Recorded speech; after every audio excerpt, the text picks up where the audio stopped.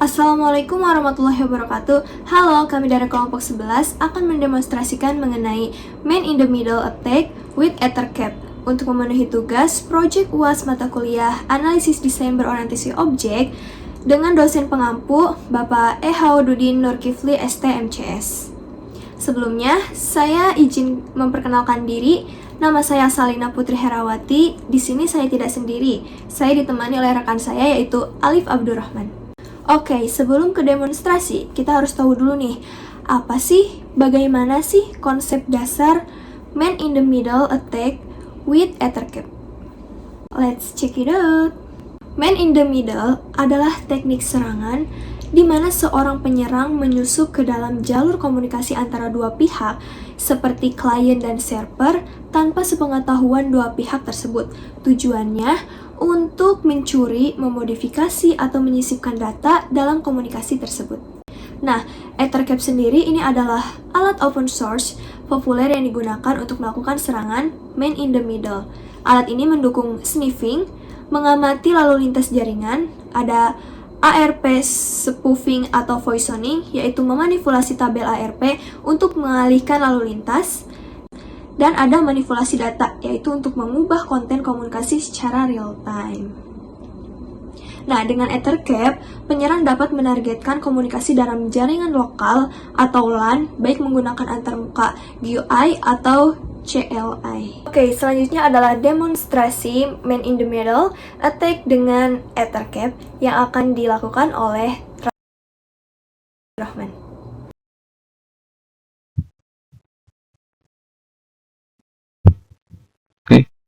Oke, baik. Terima kasih Salina atas penjelasannya sebelumnya. Selanjutnya, perkenalkan saya Alif Abdurrahman. Di sini saya akan mendemonstrasikan metode-metode yang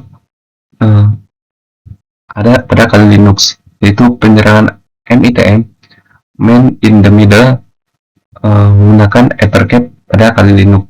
Selanjutnya di sini kita harus login terlebih dahulu. Itu kali, dan passwordnya juga adalah kali.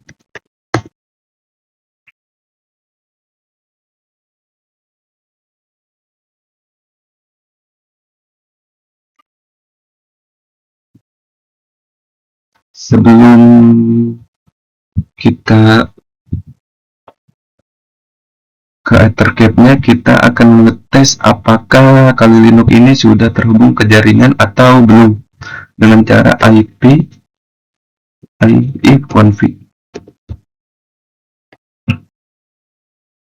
Nanti sudah terhubungnya, tapi IP-nya itu 10.0.2.15, tidak sama dengan IP pada perangkat laptopnya. Misal di sini.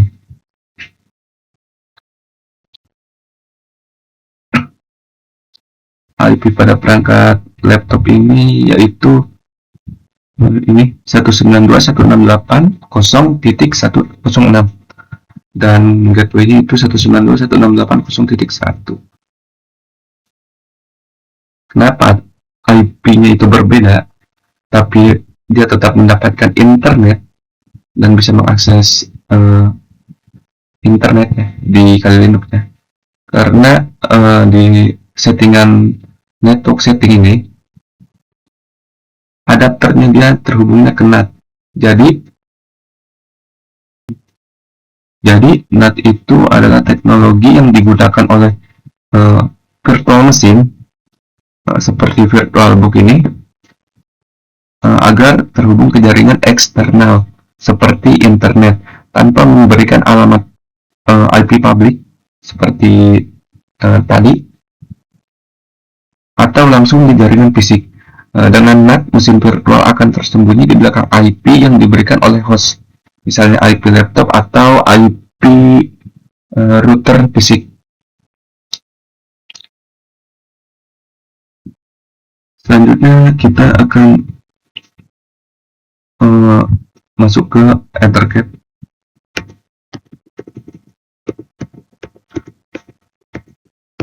Kita masukkan password, yaitu password login tadi kali.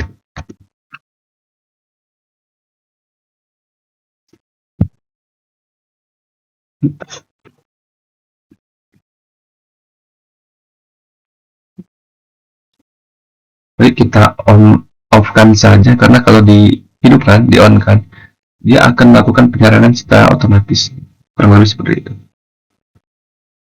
Kita akan scan host yang terhubung.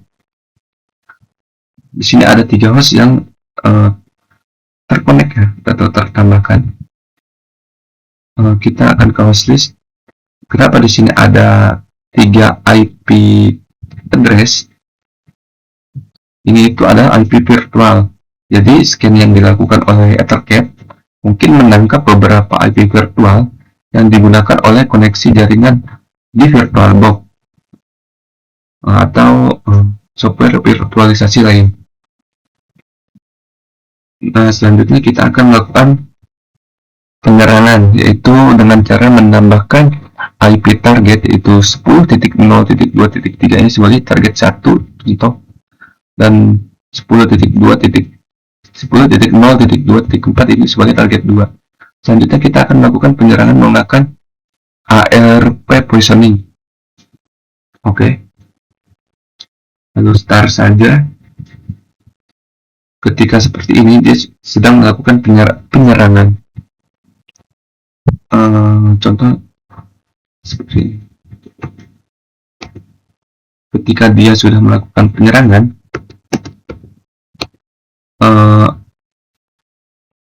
MAC address si target itu, misal ini tuh IP target yang tadi ditambahkan, misal ini tuh 10.0.2.2 dan MAC address ini.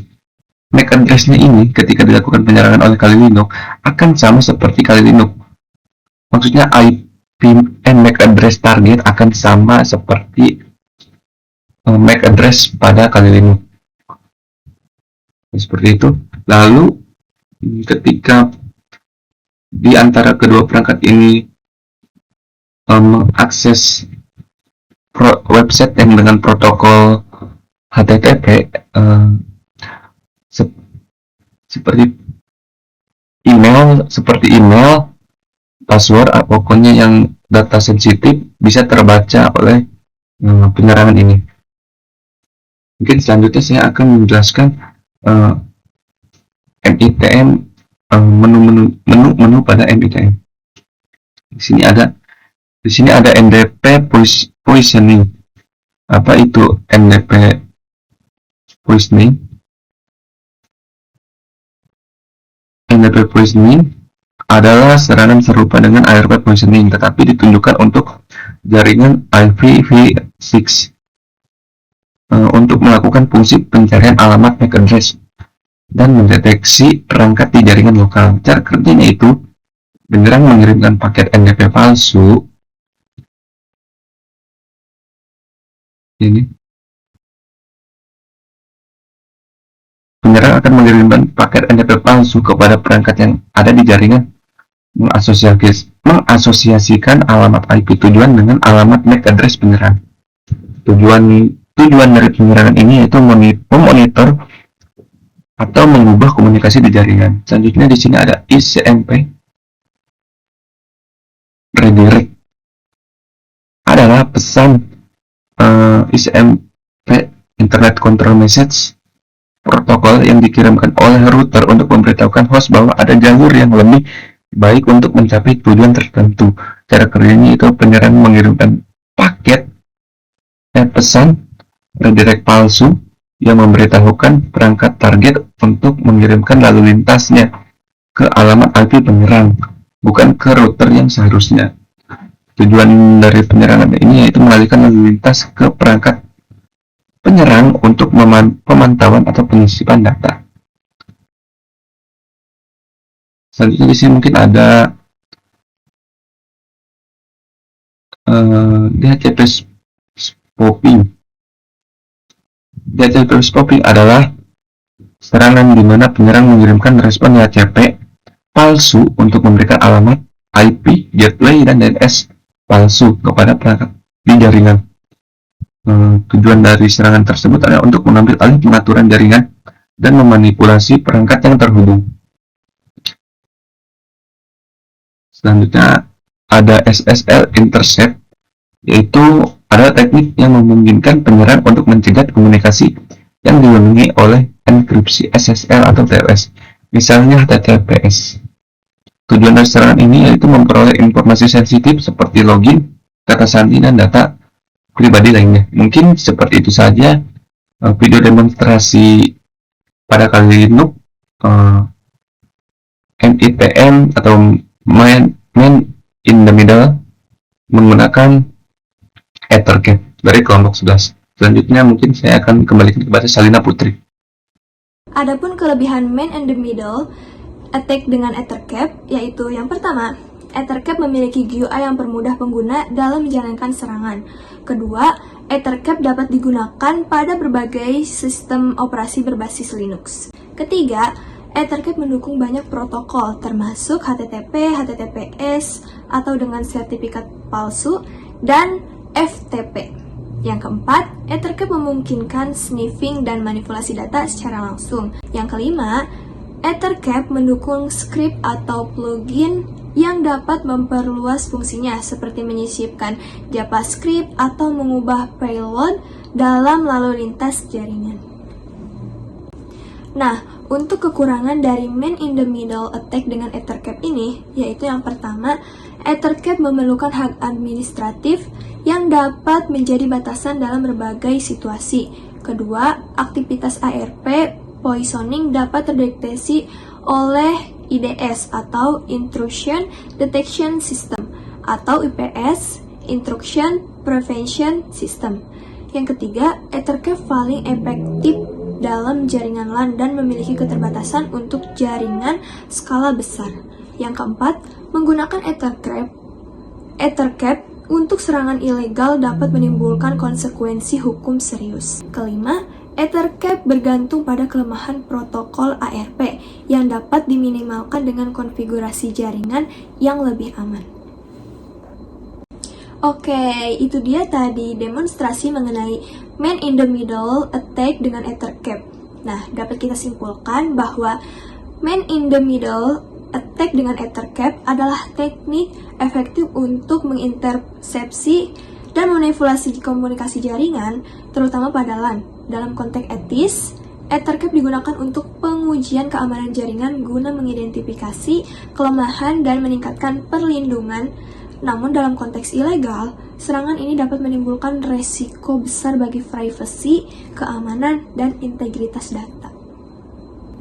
Sekian dari kami, mohon maaf bila ada kesalahan. Tetap semangat, thank you for watching and see you.